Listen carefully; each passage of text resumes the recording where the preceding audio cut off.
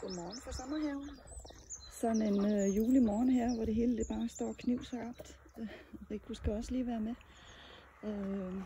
Vi har fået sådan tilpas med både regn og sol, så det hele det står simpelthen bare så smukt. Prøv lige at se her.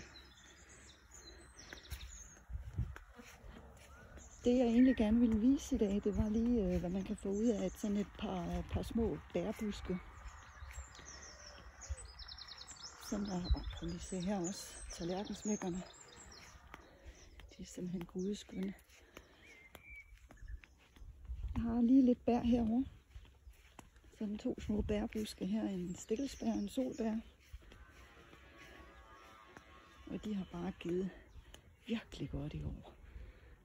Jeg har simpelthen plukket dem ladet lidt side, for de fuglene skal jo også have noget. Herovre kommer lige en rips, men det bliver ikke rigtig til noget i år. Ud af sådan 2 små buske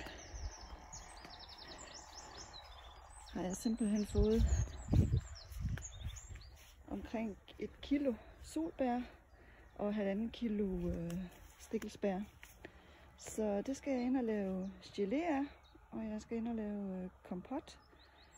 Og det smager mega. Det kan godt betale sig. Så sådan 2 små buske kan altså give virkelig godt. Vi ser, hvad det bliver til. Hej.